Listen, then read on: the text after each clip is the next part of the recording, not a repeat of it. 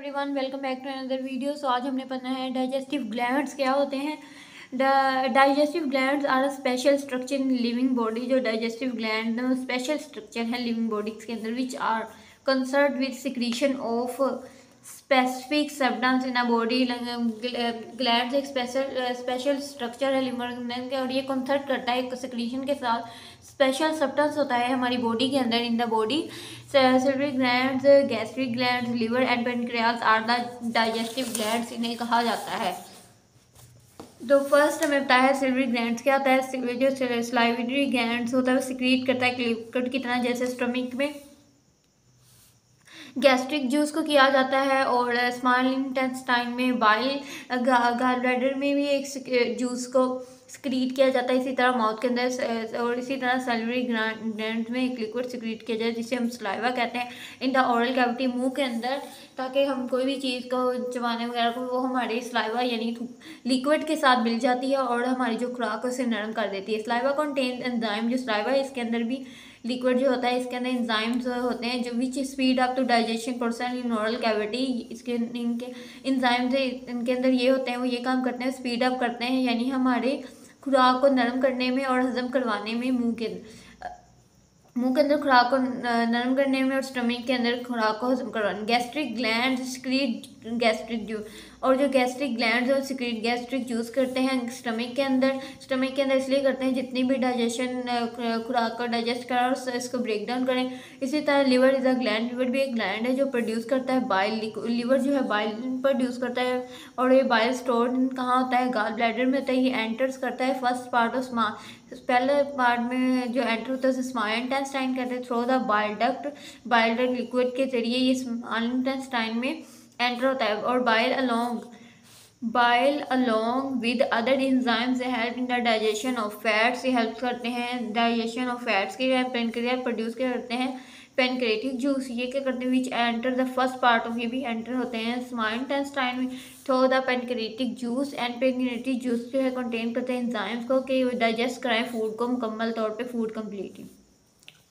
Next इसके आगे importance of digestion. The large and complex food particles can not pass, the large and complex food particle जो है can not pass through out नहीं होते cross दी cell membrane के पास through नहीं होते to the enter the cell में enter भी नहीं होते। It is a digestive system की वजह से ये कन्वर्ट्स करता है लार्ज फूड को मॉलिक्यूल से।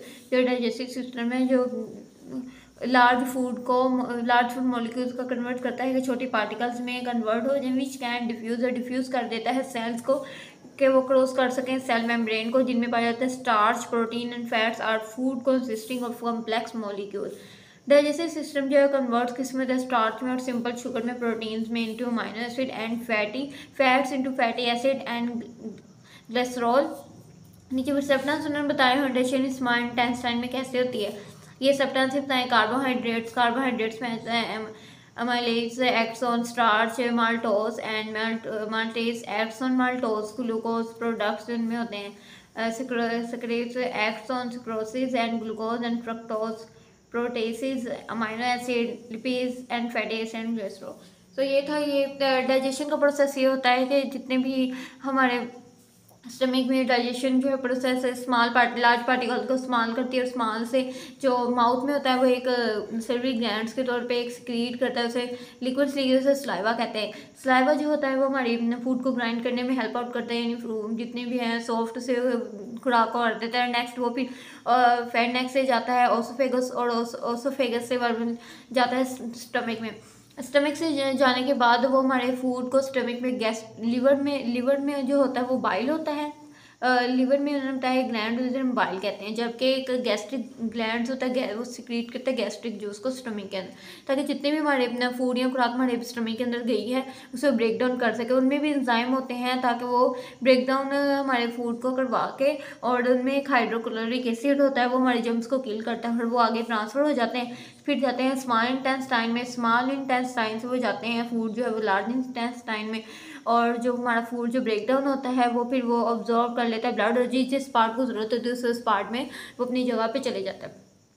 और अगर हम लोग फूड को डाइजेस्ट ना कर पाएँ तो हमें काफ़ी सारी डिसऑर्डर से गुजरना पड़ता है, जिसे हम कॉन्स्टिपेशन कहते हैं, डायरिया कहते हैं, और जो लास्ट पे एक बताया है अल्सर भी कहते हैं। अल्सर क्या होता है, छोटे छोटे सुराख होते हैं, डायरिया से वोमिट वगैरह आना शुरू हो जाती है। कॉन्स्टिपेशन भी कहते हैं, वो भी स्टमक की खराबी को कहते हैं। सो ये था आज का हमारा लेक्चर। कल हम डिसऑर्डर्स पढ़ेंगे, हम डिटेल में पढ़ेंगे। ये डिसऑर्डर्स बताएंगे, ये 3 ही रह गए, लास्ट टॉपिक है, और हमारे इसी के साथ हम लोग चैप्टर को कंप्लीट कर लेंगे और नेक्स्ट चैप्टर स्टार्ट करेंगे। सो आप आज का आपको लेक्चर मेरा पसंद आएगा, मेरी वीडियो को लाइक करें, शेयर करें, कमेंट करें, and keep supporting, keep loving, lots of love, and अल्लाह हाफिज़।